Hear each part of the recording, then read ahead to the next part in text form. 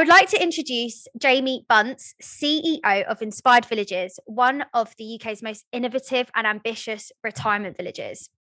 Inspired Villages ranked 66 in the top 100 companies to work for in 2020. And Jamie has played an integral part over the last 12 years in the later living space. He has founded TPS Development and the English Care Village Partnership, which is attributed to Jamie's impact and influence in the later living and accommodation industry. Jamie enjoys windsurfing and is a keen cyclist and has sailed a leg of in and around the world's yacht race. Okay, so Jamie, what persuaded you to choose a career in retirement villages in particular? Great. Well, thank you, Rosaria, and thank you very much for the wonderful introduction. What was fascinating for me about retirement communities and actually the aged living sector was when I first got introduced to it in sort of 2009, when I got introduced to a gentleman that was established into the sector. And I came away with a really strong sense of purpose. So I came away thinking, this is something I have to get involved with. This is something where I think my energy, ambition, and drive will be able to make a massive difference to many people's lives. And it was a pivotal moment really in my life as well as my working career, where I could see the transition from the involvement I had in mainly town centre, city centre regeneration projects, leisure-led or retail-led development, to retirement communities, which sounds an odd sort of broach, but it is. There is many similarities about creating a place for people to enjoy, spend time, to dwell, with a very sharp and well organised back of house function, and the ability for people to enjoy their time as much or as little as they want to. So I came away from that thinking, I found something. I found something more than just a job. Now I don't think I have a job anyway, and this certainly sort of added to that. And from that point, I knew that I could do so much. And then devoted significant time in generating opportunities, working with landowners, and then starting to create a built form solution, which is only very much one part of the equation. And that was the sort of the first sort of experience and the first sort of memory, but it's something that stuck with me always.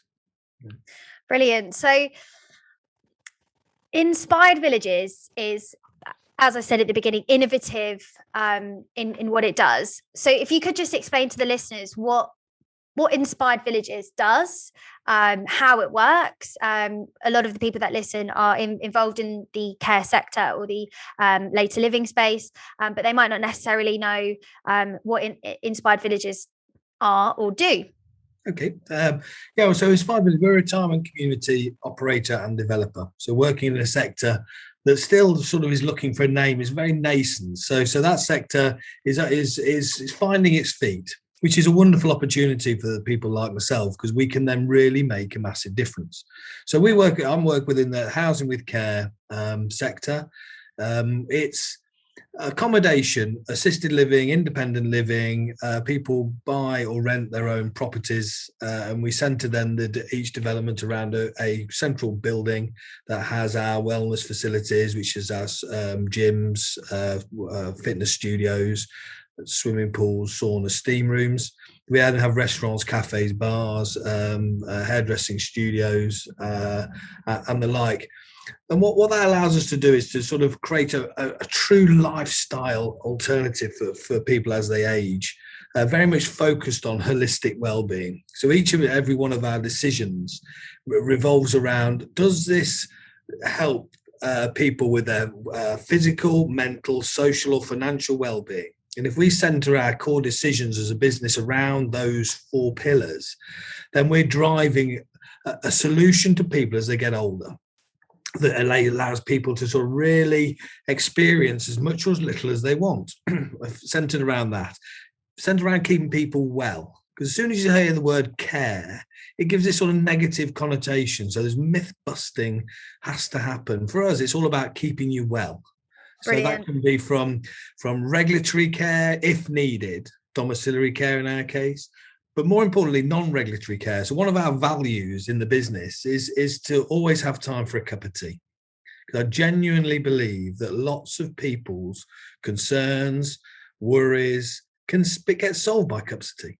So it's a value we put into all our people who work with us, all our colleagues and ourselves, that we take time just to spend time to get to understand people, to be there at the moments that matter.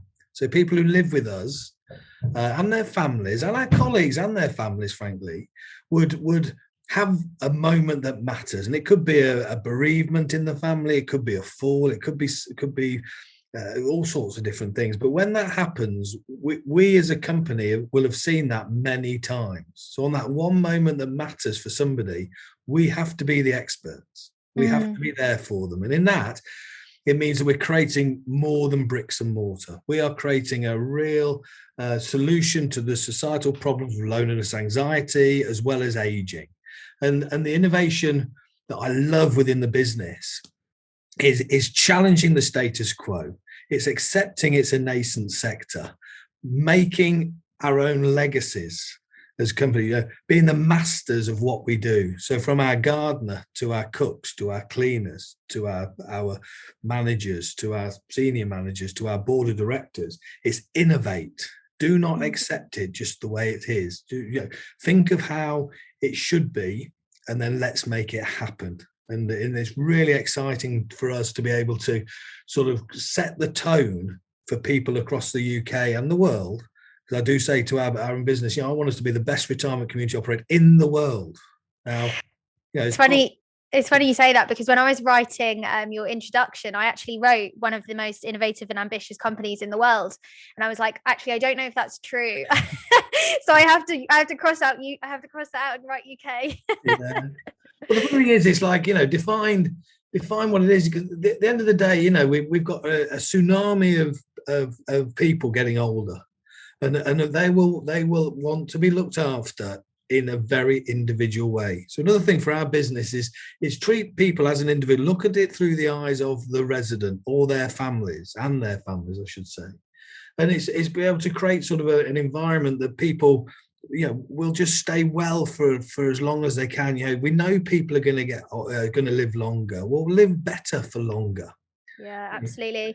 I love that idea of kind of having a cup of tea, and that can solve a lot of people's problems. And I completely, that really resonates with me, because a lot of the work that Mature Movers does is around using exercise to do that. So we incorporate those chatting or those talking opportunities for people, and it's so healing and so transformative. So would you say, just by what you've said, it sounds like you put a lot of focus on your staff and employees for creating kind of this ambitious and strong powered and transformative environment. Would you say that's where kind of that ambition and that innovation starts, from your employees? Yes, yeah, it does. It's for starters, we call everyone colleagues. So I'm very keen that again, we started the business. I started this business.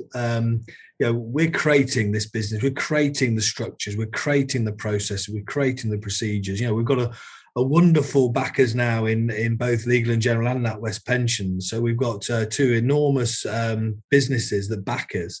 And they backed us because they like what we do. They like the way we operate. They like the way in which we really try to do the very best. And in doing that, you have to start with your colleagues. You have to start with getting people, which is back to the purpose point. If we can actually drive purpose-led initiatives through our colleagues, then they're not coming to work either. This is something more than work for them. And if we then can create the environment which we actively do to allow people to blossom, to allow people to have multiple careers with us, to be able people to go as far as they want to go, then and do exactly what they want to do. It's actually trying to sort of drive an output metric model. So for people who don't necessarily want to work 9 to 5, and certainly COVID has helped accelerate the way of where you work. For me, it's about what you do. And some jobs, they need to be at the villages, definitely. So obviously, but we need to sort of challenge the status quo of how people operate. And in that, the sort of challenge that sort of I set and continually set to all our teams is to be the master in what you do. So if you can focus and be the best in what you can be, then we all combined will become the best in the world. And then fundamentally that will rub off on all the people that you're looking after and the people that live in inspired villages, and things like that. That's brilliant. I absolutely love that. And I've read an article this morning. I think it was a BBC article about employment within the care industry, and there just not being enough of it, and the strain that that's creating. Would you say that inspired villages kind of doesn't fall under that, because you're promoting that optimal workspace rather than kind of your stereotypical care setting where you're working like 80 hours a week? Well, it's interesting, isn't it? Because as soon as you mentioned the word care, as I said earlier, everybody has this sort of vision, and it's not a positive vision of what it is. And that then sort of morphs itself into what the sector then sort of is portrayed. And then people are then trying to run away from that, saying, oh, it's 80 hours a week, it's high turnover of people, and so on and so forth. So what we look to do is to say, okay, we currently have 300 people working in the company. We had 25 when L&G bought my business in 2017, and we formed Inspired Villages. We forecast to have over 1,000 people in the business over the next few years. So we should try and find, train and retain the very, very best talent. We should be able to look in a fully diverse and inclusive basis. So not sort of trying to bring people in under a tokenism sort of view.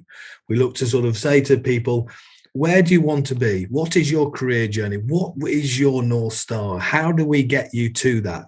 Does that involve you staying with us? Does that involve you having other experiences? How do we drive real ambition into a sector that is got a lot of negative connotation, but should be exceptionally rewarding? And in doing that, we look at our own board, and I'm not happy with the lack of diversity in our own board.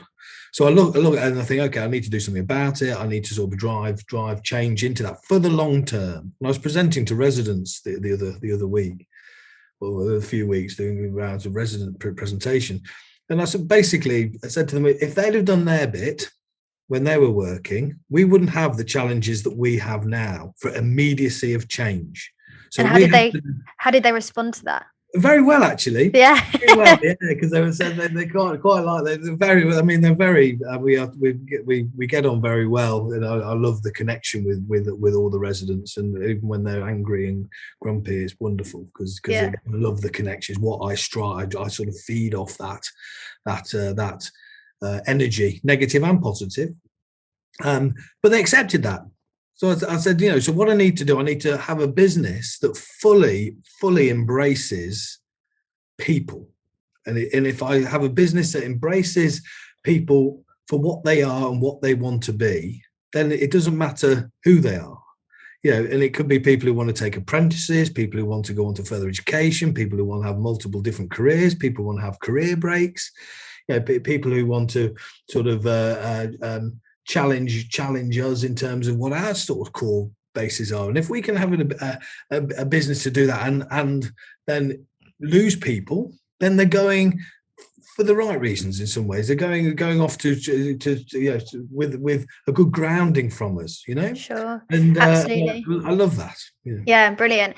So going back a little bit, so Inspired Villages obviously provides this premium service to their residents, and so I'm going to look at it from another point of view. So I think this idea of care and the negative kind of connotations around it comes from the lack of funding and the lack of money. So I'm assuming, and from what I know about Inspired Villages, the people that live there are paying to live there and are paying for that service. What do you think can be done for people that can't do that? And are you guys doing anything to support those people? Okay, to start off with, see, it's funny, isn't it? Because when you use the word premium, it's a bit like using the word luxury. Now, what your definition of premium and others it could be very different, and also luxury. So there's these words that sort of, it's a bit like care. I know, coming back to that, sort of creates this sort of this reaction, doesn't it, to what you do. What we create is a personal service to people. We accept that people age very differently, and then we look after people as much or as little as they need or want. So some people are particularly stubborn and don't want any help, but we look after people, and we can look after by far the bulk of people for the whole of their lives. It's only through extreme frailty or some forms of cognitive impairment, some forms of dementia, where it is really unsafe for people to live with us, that they have to go to specialist settings. So we're very bespoke with that. And yes, I mean, we operate within the sort of private end of the market. We're sort of the top half of the market and in the middle part of that top half. And we're looking to bring ourselves down more into the true mid-market, but still the private market.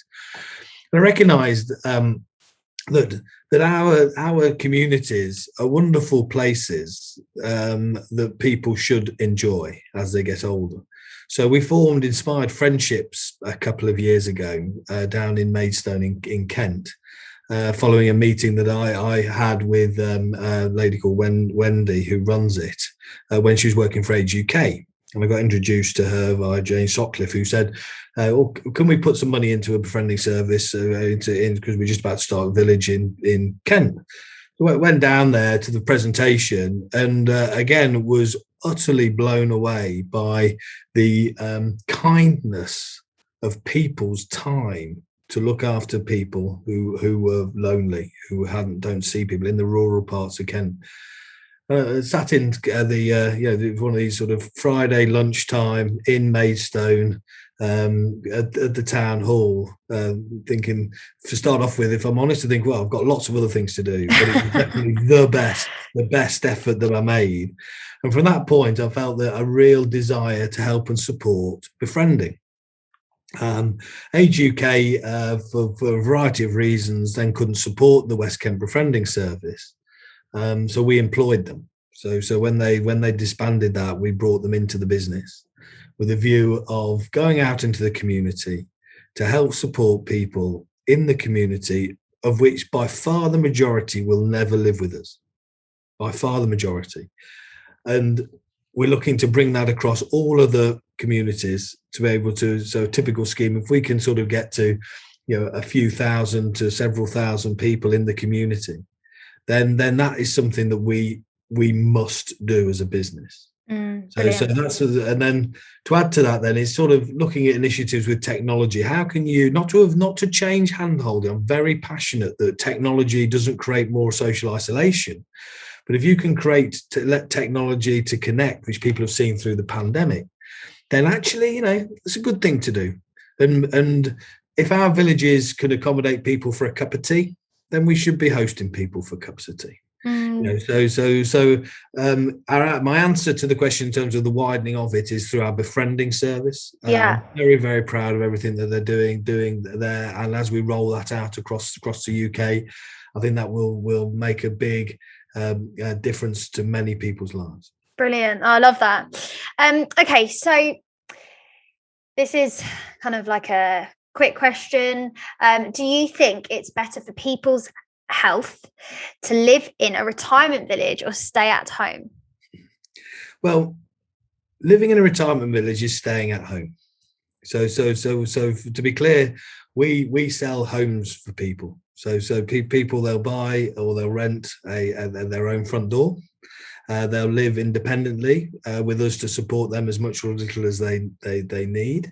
They talk about it as always they're downsizing. So is it right sizing? Well, okay, so we say we right size to people. So so people would remove the space that they don't use. They would remove the obligation on them to do various bits around the house that they probably are finding difficult.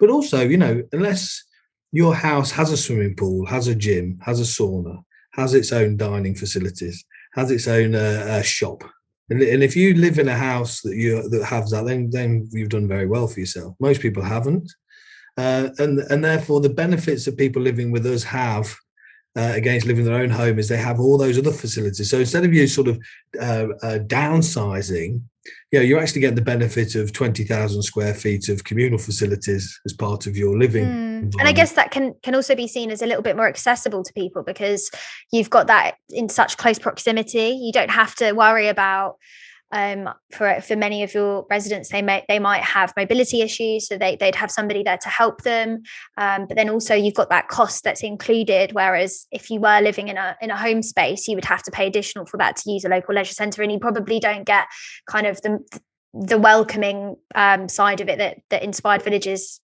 provides. Exactly. Well, it's daunting, isn't it, for people? It is daunting for people to go to a public leisure centre, especially now with COVID and the like, and for the foreseeable future in that regard. So this sort of removes down that barrier. It actually creates the ability for people to sort of look forward to. And we get people who are now, leaving their homes in the morning, and they're going for a coffee with a friend, then doing a gym class, then having some lunch, and then going for a walk, and then going back for some activities in the afternoon, then going back home for a rest. Sounds like my dream retirement. Well, lots of people are doing that. We know that there's a 31% decrease in GP visitation when people are living with us. We know hospital stays reduced from 2 weeks to a couple of days, because we can look after people and be there for them as they need it.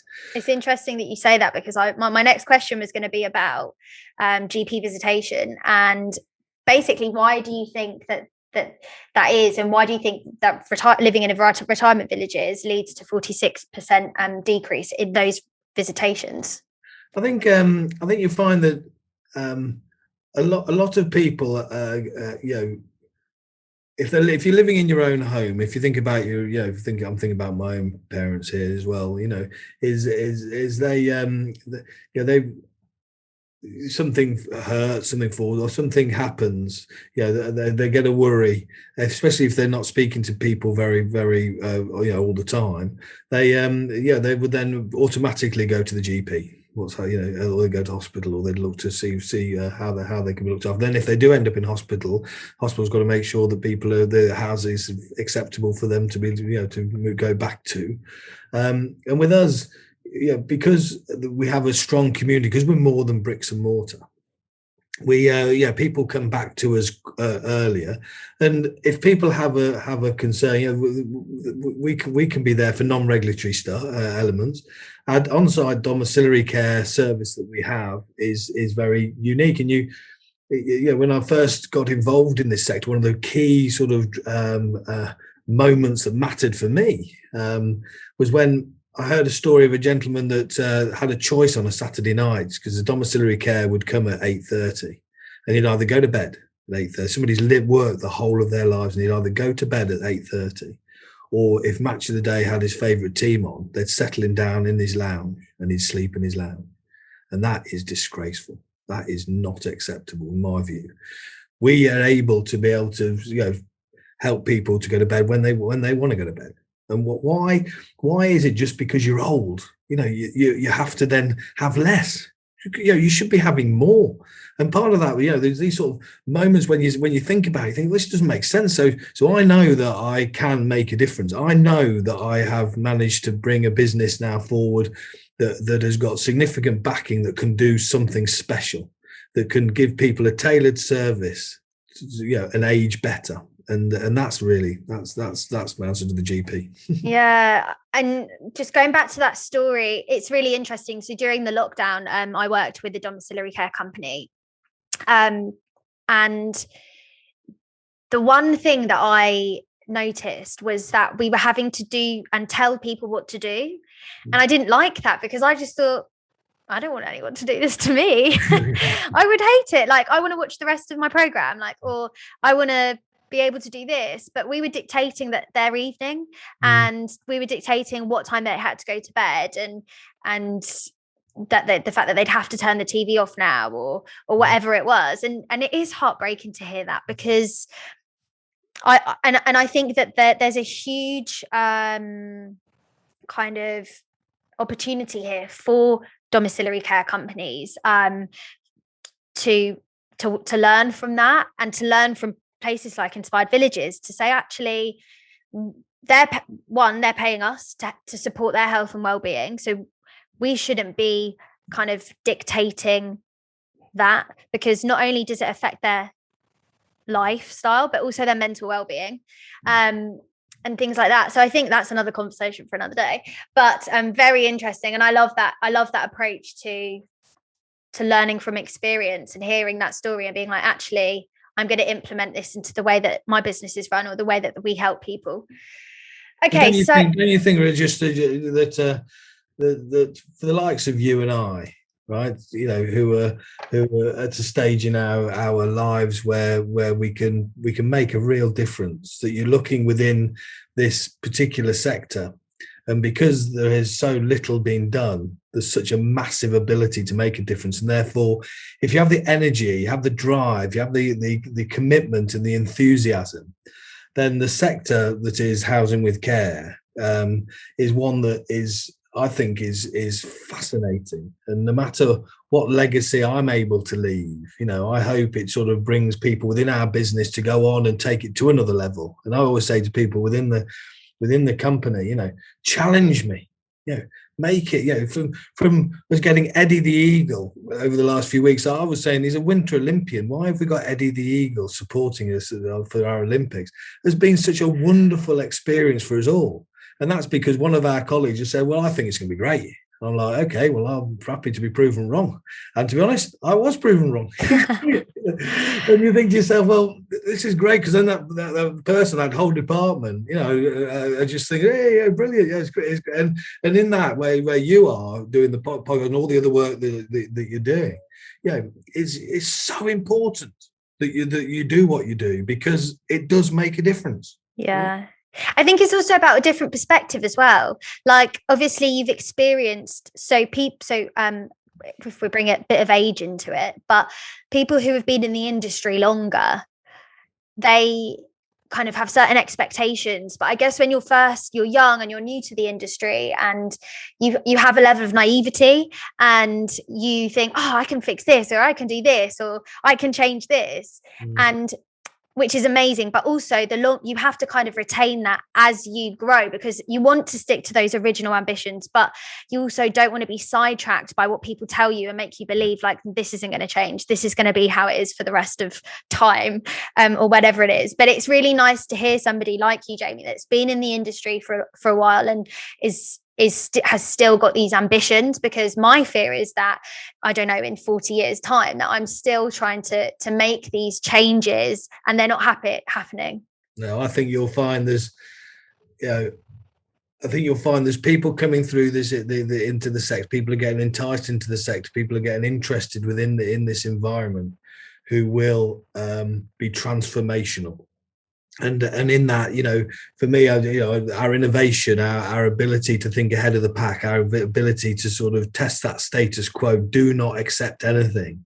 You know, if it feels like it's right, then it must be right. Don't worry about what's gone on in the past. Let's look in the future. I mean, you don't drive your car looking through the rear view mirror, do you? You drive your car looking through the front windscreen, and then you glance back just to make sure everything's all safe. But you just do that. And for a business, you know, I love it when people can bring ideas into us, because it's like, you know, even if it's the worst idea, right, keep them coming. Yeah, there could be something there. Yeah, you'll get there eventually. Yeah, you will do. Yeah, the only time you fail is when you give in. Don't give in. Go for it. You know, reach for the stars. You know, and all that. And it's wonderful. And I know there's other people who are in the sector who I speak to, who are equally as ambitious. So I actually think that this whole sector is going to rocket. COVID has shown community living is vital for people's health and well-being. Absolutely shown that. Loneliness, anxiety, all the other the challenges that COVID created for people needs to stop. And we all have a responsibility to do that. Absolutely. So why do you personally think that, how have you retained that energy and that excitement about what you do? Because I'm going to learn here. I think it's just, you know, having a burning desire to make a difference, right? To have the impatience to not just let it be. You know, for me, there's five rules that I have. One is a strong sense of purpose. That is absolutely the drive, one of the key driving forces. Keep it simple. Don't complicate it.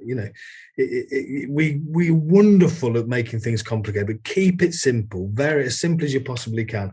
Have a wonderful eye for detail. Don't just let anything, and that's across the whole business. That's from having the best lawns to having the most best gardens, to be able to make sure you go into somebody's house, and a bit like you said on the domiciliary care, ask somebody if they want the kitchen clean. Don't just say, oh, this week it's kitchen clean week, or this day it's kitchen clean. No, they might want something different. See it through their eyes. So have that attention to detail, but wrap it with empathy. If you empathize with those around you, if you can understand why somebody's acting in the way they are, and you respond to that, then that's a powerful thing. But then all around those 4 points, the fifth and the key point for me is drive. Absolute drive. I feel the need to make a tangible difference to many people's lives, and I get great enjoyment about that. And if I look at my purpose, I look at my attention deep, I keep it simple, I have a huge amount of empathy, and I drive the decisions forward, then I find that the energy that I can create has a sort of a disproportionate benefit, because it creates even more energy, and everyone gets to energize and all that, and buzzing. Yeah, buzzing, yeah, and it's lovely, isn't it? Because it makes you feel good. Yeah. Lots of people want to make you feel bad. Bugger, they can go and do something else. Absolutely. Yeah, brilliant. I love it. I love the energy. So I think that's amazing. Also, you should become a life coach, life coach Jamie, because that's really inspiring. And I love that approach and those tips that you've passed on. So to kind of finish off, what does Inspired Villages, or do you personally offer and influence when it comes to physical well-being?